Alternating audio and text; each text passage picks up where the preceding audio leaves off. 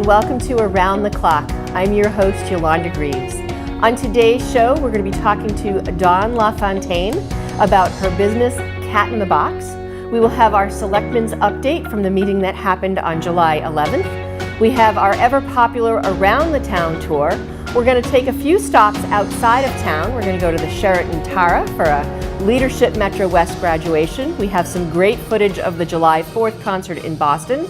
We'll be also sharing with you some of the things that have been happening in Ashland, including some of the games from our American Legion Post, as well as some of the events at the Corner Spot, and of course, our summer concert series. So stay with us as we bring you Around the Clock. Hi, my name is Allie, and I'm the Massachusetts Chapter Manager for National Ovarian Cancer Coalition. Our mission is to fight tirelessly to prevent and cure ovarian cancer and to improve the quality of life for survivors.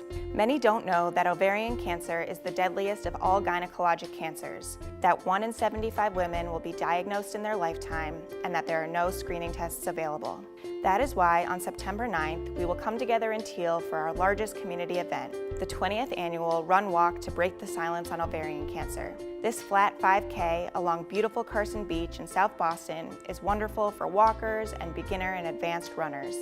The event increases awareness, honors those affected by ovarian cancer, and raises funds to support NOCC's local and national programs. We're always looking for more participants to run or walk with us, corporate sponsors, and volunteers to help the day run smoothly. For more information, visit runwalk.ovarian.org/Massachusetts. We're going to have great chance to win items, including a Bruins autographed hat, the Tufts Jackson Jills a cappella group will be performing, and we'll have a celebrity MC, El Simone of America's Test Kitchen. It's going to be a lot of fun, and we hope to see you there.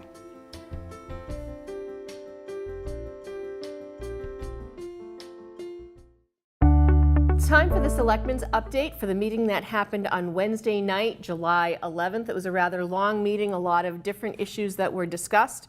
We started with a presentation by Isabel Perez and David Butenis. They are looking to put a craft brewery restaurant in downtown Ashland at 40 Cherry Street.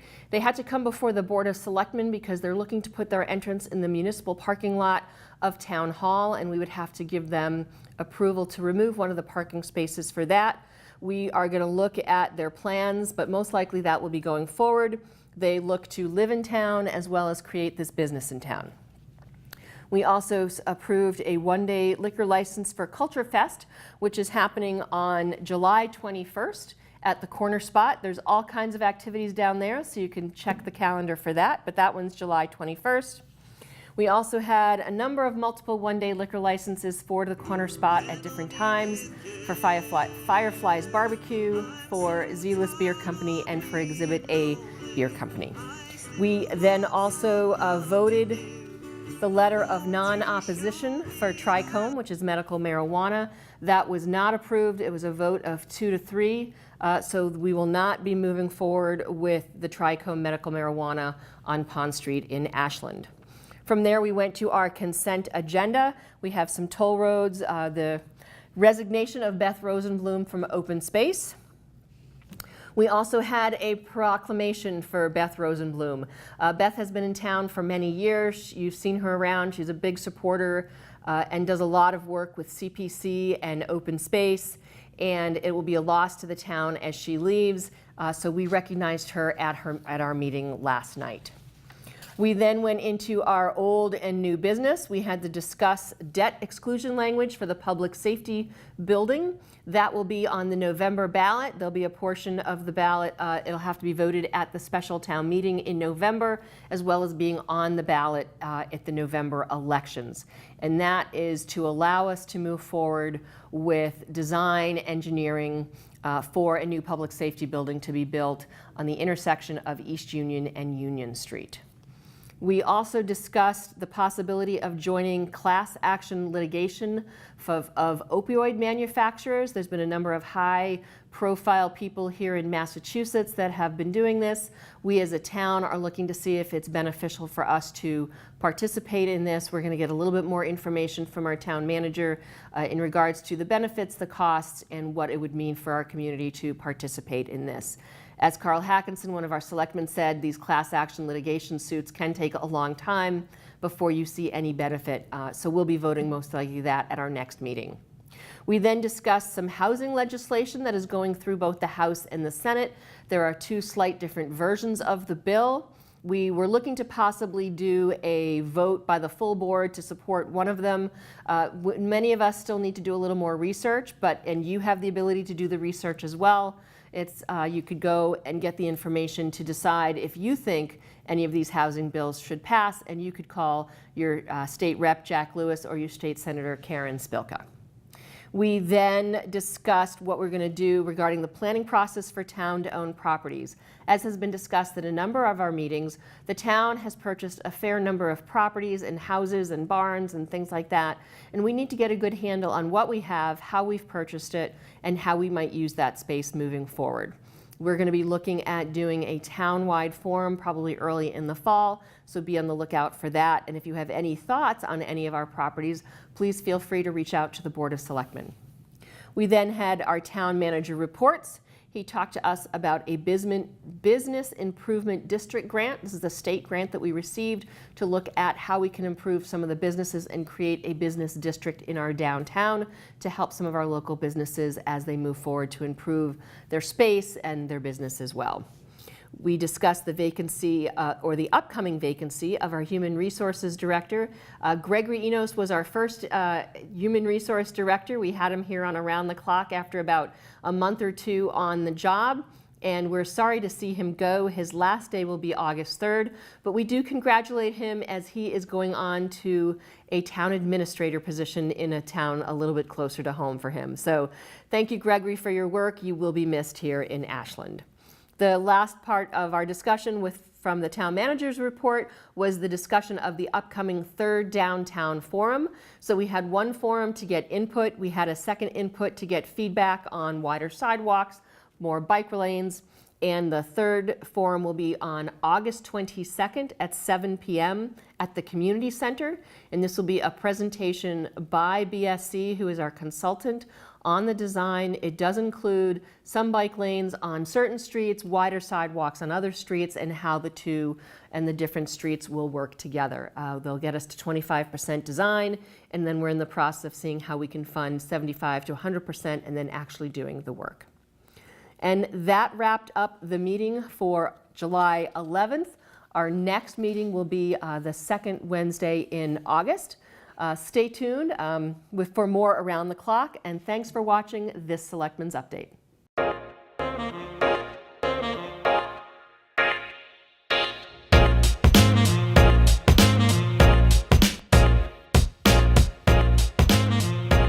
Welcome back to Around the Clock. I'm your host, Yolanda Greaves. Today we have an in-studio guest. This is Dawn LaFontaine. Dawn, welcome to Around the Clock. Well, thank you for having me, Yolanda. Now, Dawn and I have known each other for quite a while. Right. But I'm bringing Dawn in today because she is an Ashland entrepreneur, and she has created a company called Cat in the Box.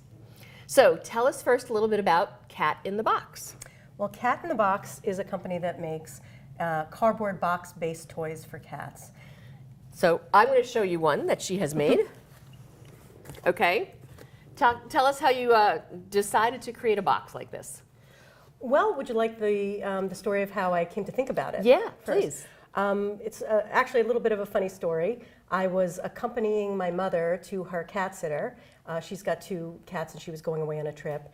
And I walked into the woman's home, which was lovely, and she obviously cared a lot about the decor in her home.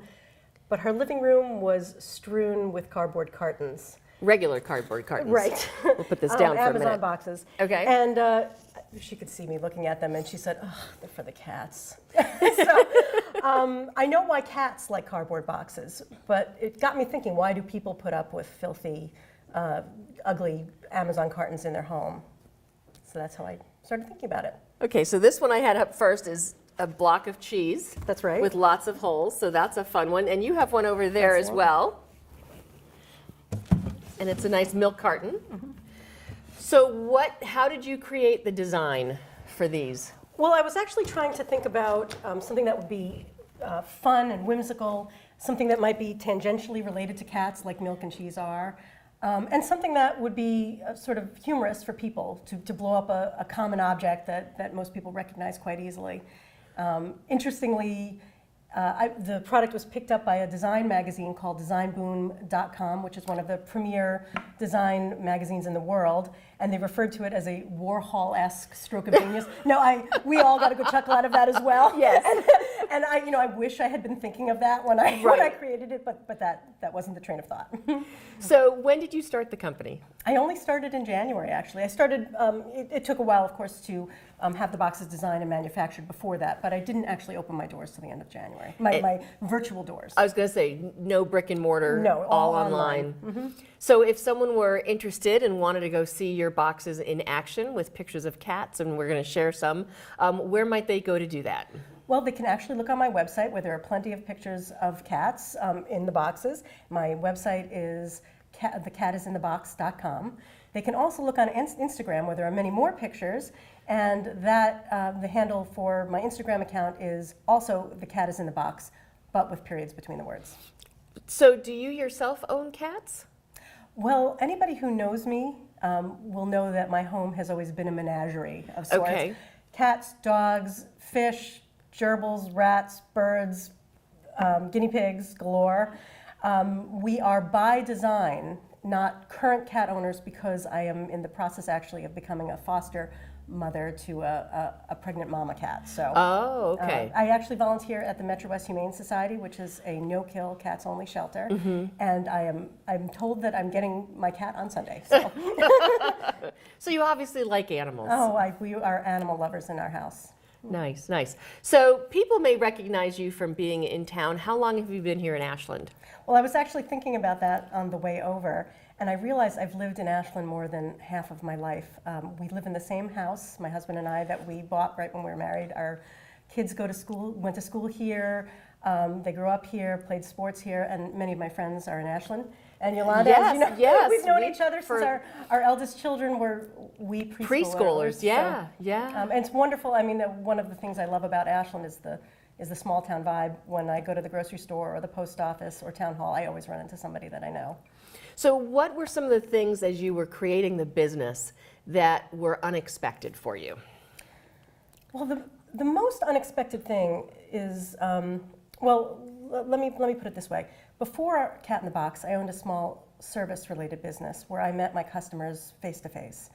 And in this, brave new world of online shopping, I conduct most of my business online, and I connect with most people through social media, Instagram, which we were talking about. Right. And so I've made virtual friends from all over the world, and I do think friends might be the right word for it. People from India and Japan and Singapore and Germany, and my customers who are in the United States, people from Texas and California and Missouri, and I don't just get to know them, I get to know their pets on an intimate basis. I see their little personality quirks, I watch them play and eat breakfast, and I know when they're going for surgery or to the vet.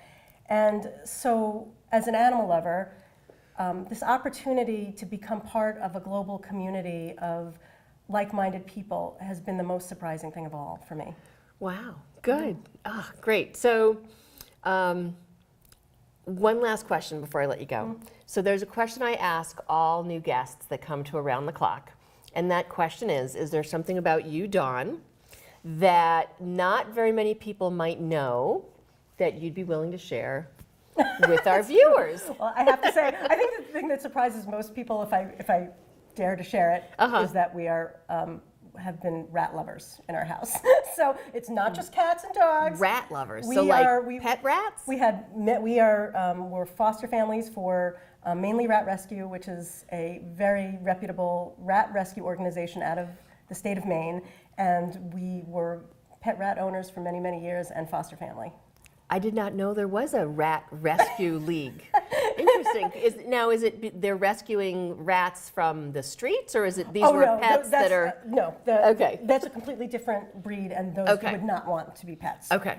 Those are Norwegian rats. These are related to lab rats, or lab rats are related to these. They're actually lovely, intelligent, trainable creatures to have in your home. So Interesting. Well, I've learned something new today. there you go. You thought you caught me on that one. Well, no, for me, it's always interesting hearing what people are willing to share. It's amazing what we've learned on this show. I bet you from have. some of our local residents. So, well, Dawn, thank you so much for coming on Around the Clock. Thank you so much for having me, Yolanda. Good luck with the business. Thank you. And we will be sharing the website and some pictures, and hopefully we'll be seeing more people around Ashland with some of your boxes. I look forward to that. Thank you. Great. Well, thanks again. We'll be back with more Around the Clock.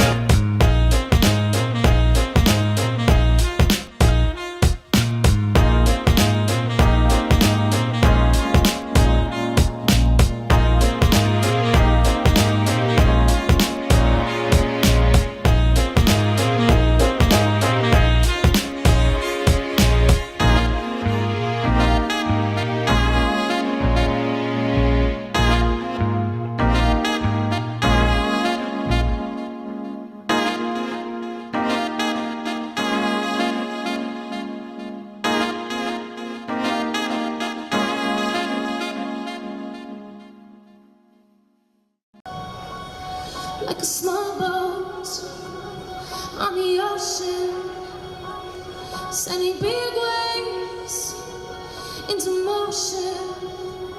Like how a single word can make a heart open. Might only have one match, but I can make an explosion. Welcome back to Around the Clock. I'm your host, Yolanda Greaves. We are about to do our Around the Town tour. We have a couple of older bits of news to share with you. Our first stop is out at the Sheraton Tara in Framingham. This was for the Leadership Metro West Academy graduation.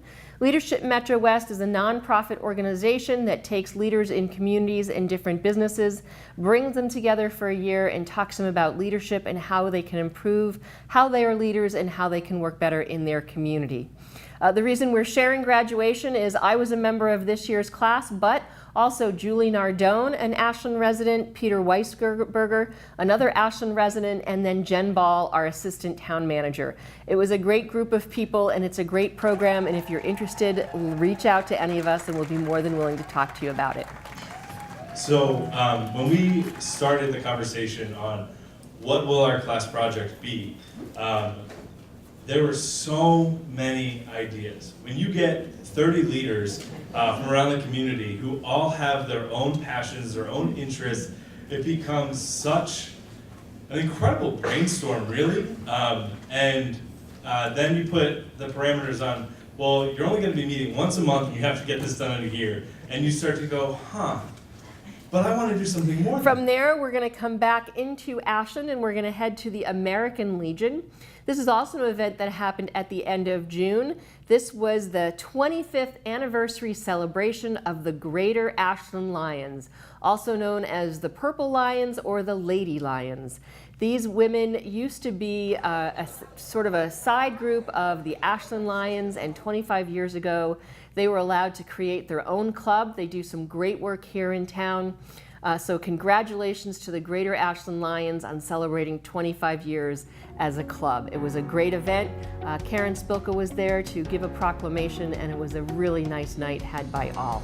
But I'm going to tell you, it took the ladies club, the Lion ladies of this district, to throw a fundraiser to prevent prostate cancer.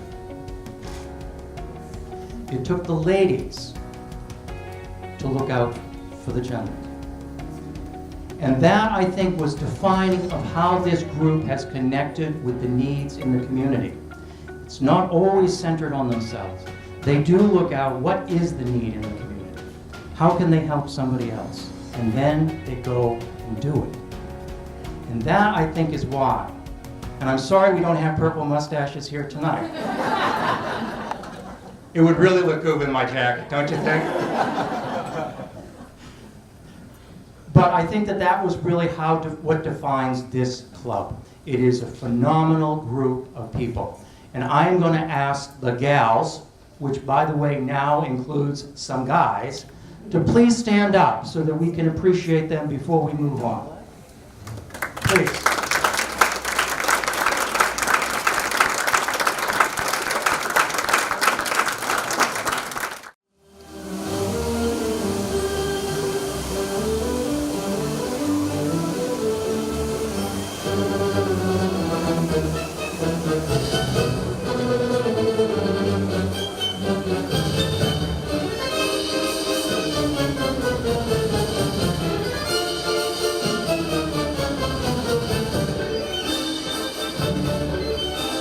From there, we're going to go back out of Ashland and head to Boston for the July 4th celebrations on the Esplanade. A big thank you to Connor Donovan for getting us this great footage of the concert, and of course some interviews with people who were there. It was just another great event, as the Boston Pops always do a great concert, and of course it's capped off by a beautiful show of fireworks right over the harbor and over the Charles River. So let's enjoy a little bit of the Boston fireworks and the Boston Pops.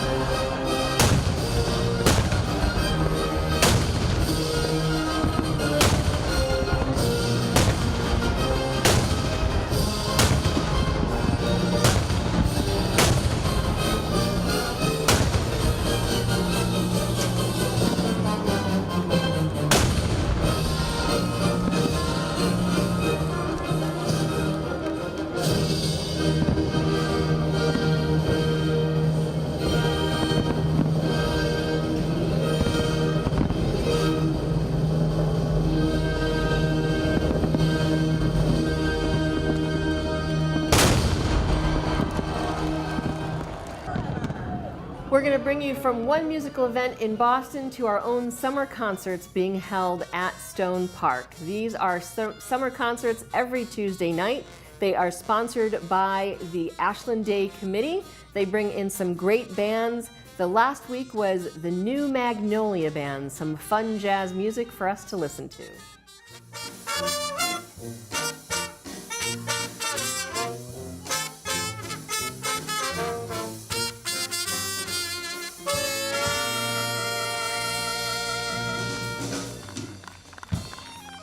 So remember, the summer concerts go on every Tuesday night. They start at 7 o'clock in July. They move to 6:30 in August, and you can go to the Ashland Day Committee website to find out what the bands that are playing. They also offer movies on Thursday nights at the Stone Park Pavilion, and those start at 6:30. From the Stone Park and the summer concerts, we're going to head over to the Corner Spot, where there are always some fun events going on, whether it's in the morning on a Monday and you see the Mom and the Tots, or a Sunday afternoon with the open mic. There's also always, not always, but every once in a while, a great food truck pops up. We had the fun and deliciousness of fireflies over this past weekend. If you check out the Corner Spot schedule on Facebook or on the website, it can show you what food trucks are coming, what music is going on, and what other events will be happening there. One that's definitely coming up on July 21st is a brand new Culture Fest that will have different kinds of music and dance from various cultures right here in our own Ashland. From the Corner Spot, we're going to go to around Ashland State Park. Ashland State Park is very popular during the summer, especially during these heat waves. Unfortunately, it sometimes gets full, as it did on July 4th. There were actually signs saying that the state park was closed. Unfortunately, what that means is then people who don't get to park in the park try to find other places. One of those places is the boat ramp off of Spring Street. We just want to remind people that if you're going to the boat ramp, you need to park in the parking lot. There are plenty of no parking signs along the street. It is a hazard. Should something happen and a fire truck or an ambulance need to get through, there has to be no parking on the street to allow that. Also, Olive Street, there are no parking signs. So we ask that you be respectful. If you can't get into the Ashland State Park, there's also Hopkinton State Park, which has a little bit more parking. So we ask you to be respectful of your neighbors and people who live around the park, and be mindful of the traffic signs and the posted no parking signs. You will get ticketed.